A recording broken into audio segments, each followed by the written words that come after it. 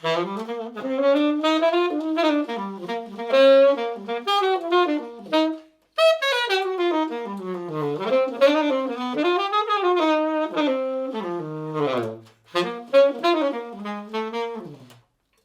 everybody and welcome to this video of myself. I'm Mr. Simon Bates. Hello. Uncharacteristically tasteful. I am teasing.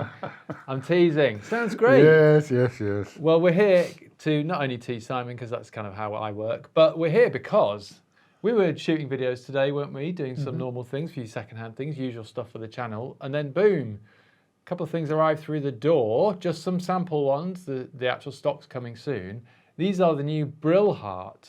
New Brilhart. I mean, even saying that's kind of a weird thing, isn't it? Yeah. These are the new Brilhart Ebolin Alto and Tenor mouthpieces. It's the 6 on the Alto, and Simon's got a 7 there on the Tenor because we've only been given a couple for tasting purposes. And I mean, Brilhart, for decades, great mouthpieces, interesting mouthpieces. Really, quite a while ago though.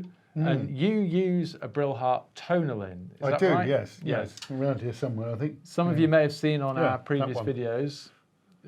Simon uses a 5-star, as it was called then.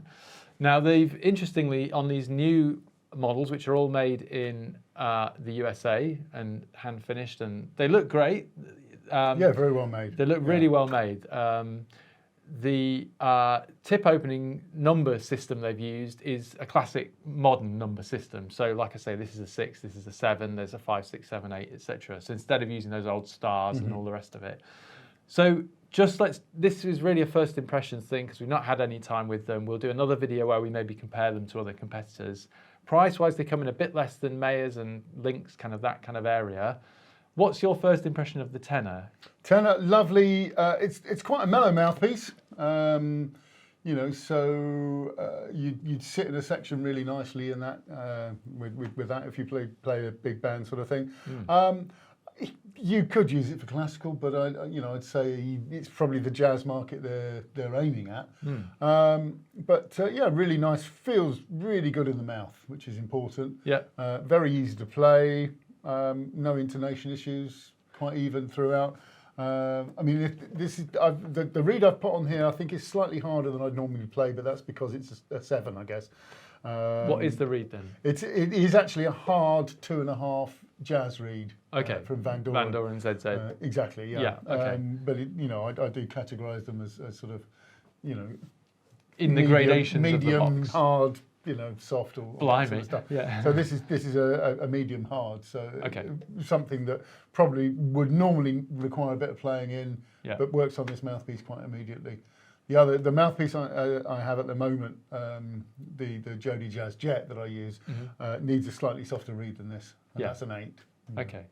Well, before we have another blow on the Tenor, and then we'll blow the Alto and get some thoughts from Simon on the Alto after the blowing.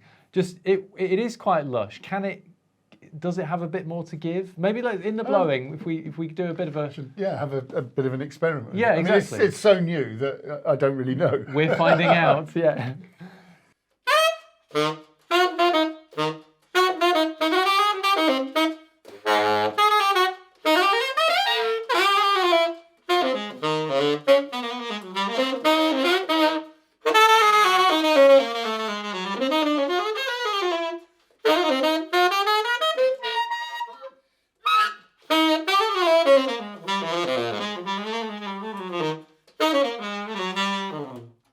Yeah, it was hard work at the top, but I think that might be down to the fact that it's a new reed as well. Yeah. But you can put some air through it. It does go. Yeah. It goes, but it's not a screamer, is it? I think it wants lush. That's my feeling. I'm not blowing it. You I think you're right. But it wants that.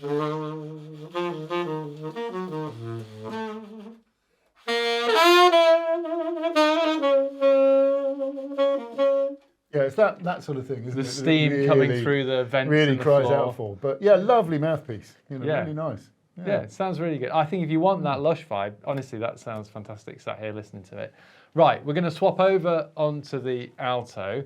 Are you comfortable? Yes, we just of course, do that. Yes. Simon's using his Yamaha 875s in this test because obviously this is a test of the mouthpiece more than anything. Let's have a little listen to the Alto and see what we feel. So this is a Java 3 on here. So I guess it should be a little bit brighter than the ZZ, but yeah. And it's a number 6 on the tip opening of the Alto mouthpiece. Sorry. Yeah.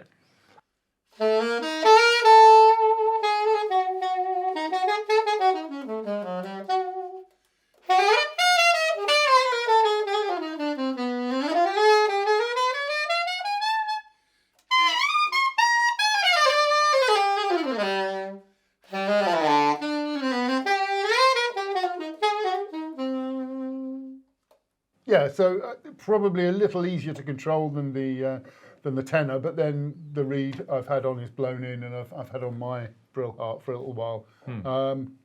Yeah, like it, really like it. It's quite mellow again. Yeah. There's some brightness there, you can hear. Yeah, when pushed.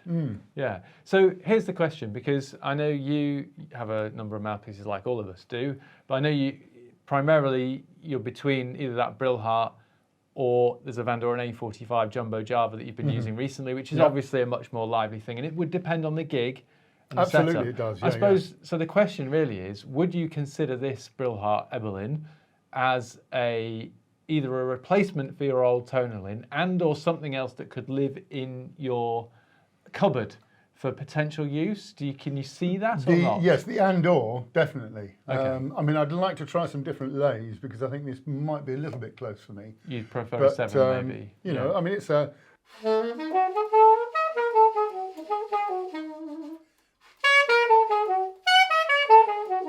You know, for that Paul Desmond Art Pepper West Coast sound, it's perfect. You know, really, really nice for that. So yeah, I love it. I mean, I think, you know, as I say, I'd like to experiment a little bit further with different lays and that sort of things. But I think this is a fantastic addition to the marketplace. Yeah. For mouthpieces. We're excited to see how they get on. As we say, the ones we've seen, we've actually got 4 here, 2 we're testing, the other 2 out the back there.